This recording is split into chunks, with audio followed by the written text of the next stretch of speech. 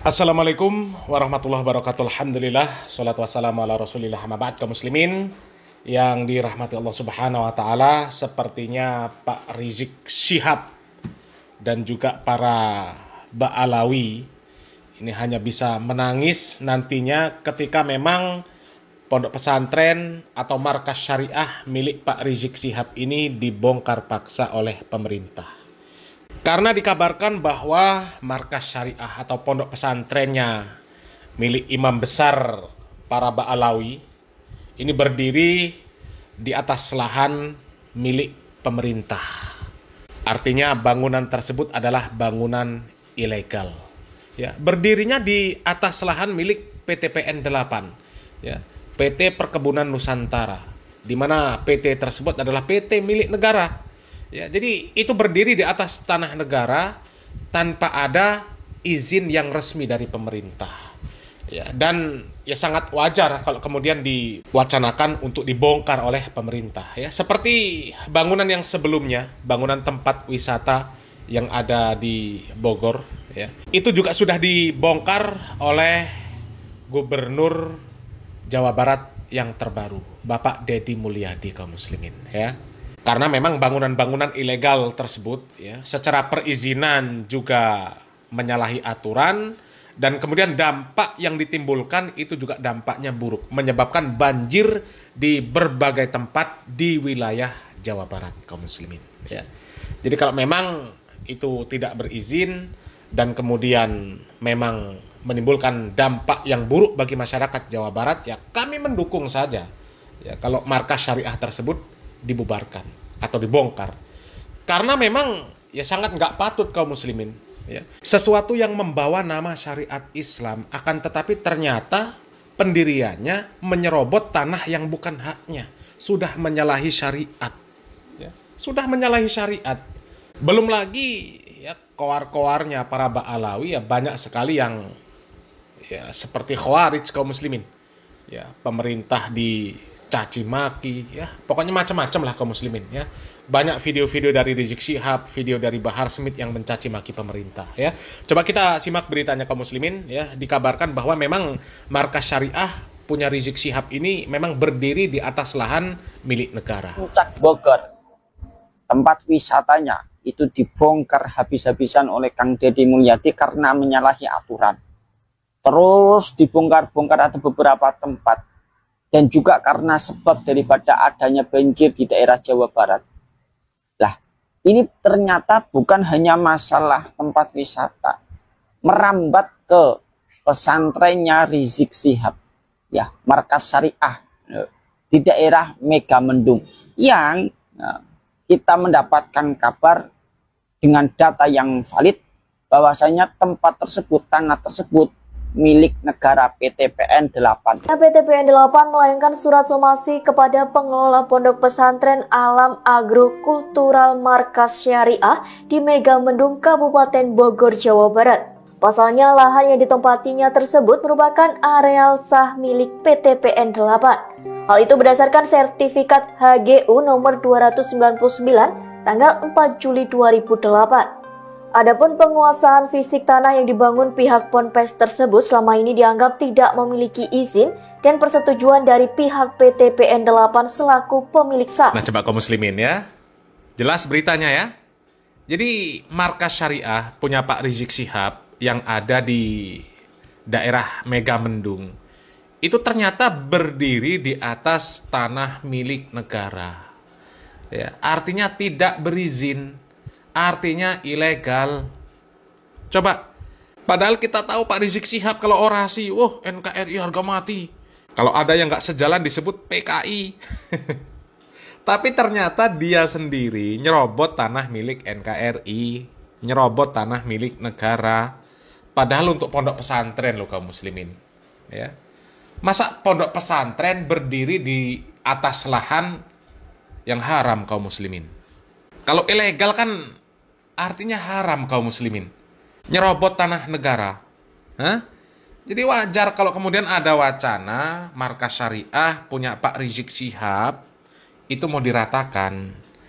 Ya. Dan sepertinya setelah melalui proses yang cukup alot, Sepertinya pihak dari Pak Rizik Syihab sekarang ini sudah pasrah kaum muslimin, ya. Sudah siap untuk melepaskan tanah tersebut kalau memang negara membutuhkan. Artinya mereka mengakui bahwa itu tanah milik negara, bukan tanah dirinya. Ya, akan tetapi yang aneh kaum muslimin, ya, justru pihak Pak Rizik Syihab ini menyatakan siap untuk melepaskan tanah tersebut, menyerahkan tanah tersebut ke negara dengan syarat negara ini membayar ganti rugi atas bangunan yang sudah dibuat oleh kelompoknya Pak Rizik Syihab. Ini kan aneh kaum muslimin. Mereka yang mendirikan bangunan di atas tanah yang bukan milik mereka, ya, milik orang lain, milik negara, ya. Kemudian negara ingin membongkar, masa negara harus membayar ganti rugi? Coba. Coba kita simak video ini kaum muslimin. Pengurus pesantren Markas Syariah FPI milik Habib Rizik Syihab mengaku sudah siap melepaskan lahan yang diminta PT Perkebunan Nusantara atau PTPN 8 Gunung Mas di Megamendung, Bogor, Jawa Barat. Hanya saja pihak FPI mengajukan syarat agar adanya ganti rugi uang yang telah dikeluarkan dalam pembelian lahan hingga pembangunan pesantren. Kuasa hukum FPI Aziz Yanwar memastikan pihaknya siap melepas lahan tersebut jika memang dibutuhkan negara, dengan catatan ganti rugi overgarap tanah dibayar. Aziz mengatakan uang ganti rugi itu nantinya akan digunakan pengurus untuk membangun pesantren Markas Syariah FPI di tempat lain. Ia juga membantah anggapan bahwa Habib Rizik dan pengurus Yayasan Ponpes Agrokultural Markas Syariah mendirikan pesantren dengan cara merampas. Ia mengaku FPI telah membayar uang pada petani setempat. Polemik tanah Ponpes tersebut sebelumnya menjadi sorotan publik setelah beredar di media sosial surat somasi yang diarahkan pada Ponpes Markas Syariah yang dipimpin Habib Rizik Syihab. Dalam surat somasi tersebut, pihak Ponpes diminta mengosongkan lahan dalam waktu 7 hari, lantaran dianggap berdiri di tanah yang bukan miliknya. Nah kaum muslimin, ya, tambah jelas di sini kaum muslimin bahwa pihak Rizik Syihab itu mendirikan Markas Syariah bukan di atas tanah miliknya, tapi di atas tanah milik negara, ya, sehingga bangunan tersebut tidak memiliki izin. Tapi yang mengherankan ketika bangunan tersebut akan dibongkar, tanah tersebut akan diminta oleh negara, kok mereka minta ganti rugi? Ini kan lucu kaum muslimin. Lucu. Ya, terlepas dari aturan hukumnya seperti apa, ya, seharusnya pihak Pak Rizik Syihab itu ya malu lah. Malu, sudah mendirikan bangunan di atas tanah milik negara, bukan tanah milik sendiri. Ketika negara meminta bangunan akan dibongkar, kok malah minta ganti rugi? Ya, yang nyuruh bangun siapa?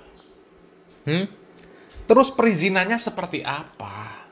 Lebih-lebih lagi dengan kesombongan para Ba'alawi. Ya, dengan kesombongan para Ba'alawi selama ini. Ya seharusnya malu lah, minta ganti rugi itu malu seharusnya. Ya, tunjukkan dong kalau Ba'alawi itu hebat seperti yang dikoar-koarkan selama ini. Ya kalau kami nggak berkomentar masalah hukumnya seperti apa kaum muslimin, ya, tentang polemik masalah tanahnya Pak Rizik Syihab yang katanya itu beli dari masyarakat, ya, tanah negara yang sudah lama tidak terpakai, ya itu terlepas dari hukumnya seperti apa, ya. Yang jelas harusnya Ba'alawi itu, ya, menunjukkan apa yang selama ini mereka sombongkan, apa yang selama ini mereka koar-koarkan, yang mereka sok-sokan, sok hebat, sok yes itu kaum muslimin. Jangan malah minta ganti rugi. Malu dong, ya. Selama ini kan para KB Ba'alawi dengan sombongnya mengatakan bahwa leluhur mereka ini bisa menurunkan rantai emas dari langit. Ya, kenapa harus minta ganti rugi kalau bisa menurunkan rantai emas dari langit? Ya kami rasa kalau sekedar untuk membeli tanah, ya, untuk ganti membeli tanah sama mendirikan bangunan punya Markas Syariah, punya Pak Rizik Syihab itu, ya kami rasa rantai emas yang panjangnya 1 kilometer itu sudah cukup lah kaum muslimin, ya. Mungkin nilainya itu sudah nggak tahu berapa triliun, ya. Kalau rantai emas panjangnya 1 kilometer, ya kami rasa cukup kalau hanya untuk mengganti pembelian tanah sama pembangunan Markas Syariah itu. Ya, kenapa nggak minta turunkan rantai emas dari langit? Ya, apalagi kalau kita menyimak video itu kaum muslimin, ya, rantai emas itu, ya, dari langit sampai ke bumi itu panjangnya. Ya kan turah-turah kaum muslimin kalau untuk bangun sama beli tanah. Ya, Pak Rizik Syihab tinggal minta sama leluhurnya itu. Ya. Buktikan. Ya, jangan cuma omong doang.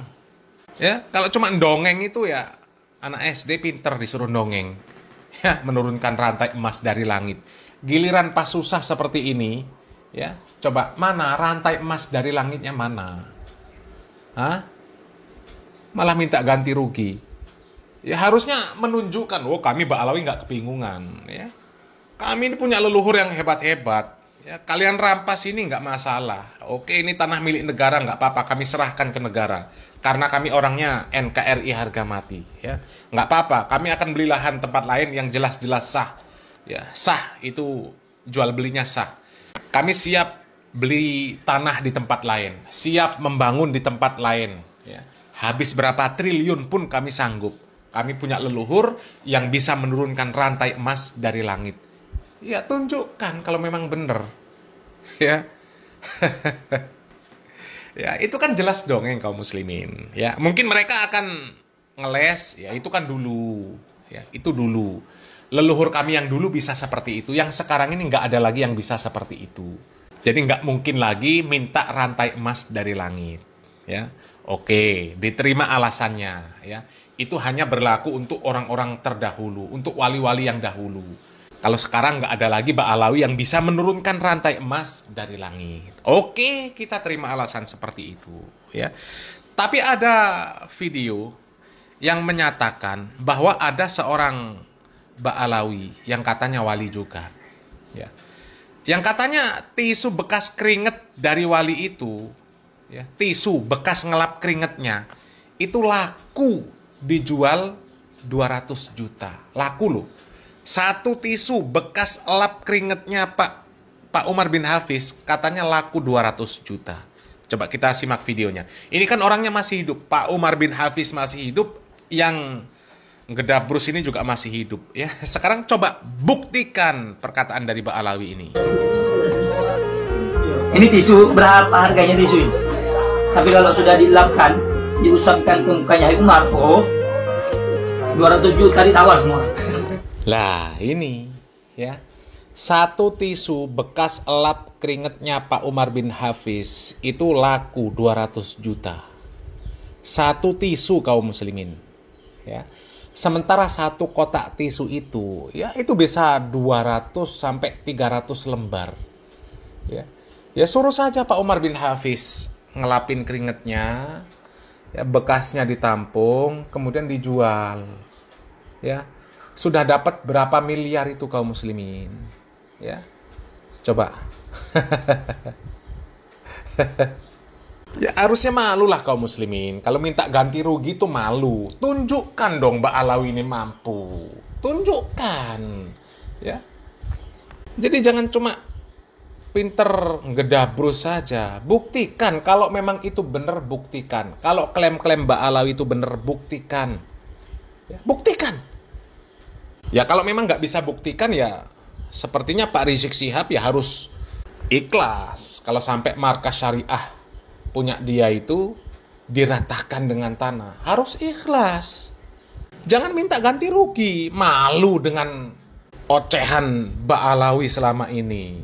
Ya, yang sok-sok hebat, sok yes. Ya. Malulah. Mana rantai emas dari langitnya mana? Tisu bekas Pak Umar bin Hafiz mana? Ya dikumpulkan, dijual. Tunjukkan kalau Ba'alawi bisa. Ya, tapi nggak akan bisa kaum muslimin. Ya. Itu cuma ngedabrus. Ba'alawi itu cuma ngedabrus, pinter dongeng, pinter ndawir. Buktinya nggak ada kaum muslimin.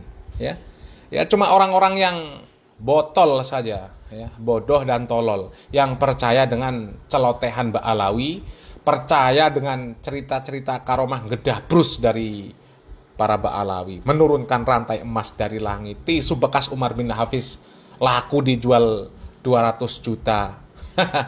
Ya, itu semuanya kempros kaum muslimin ya. Cuma Mukibin yang bodoh dan tolol kaum muslimin yang percaya dengan ocehan Ba'alawi, ya. Mudah-mudahan bermanfaat kaum muslimin. Salam waras, salam akal sehat. Barakallahu fikum. Wassalamualaikum warahmatullahi wabarakatuh.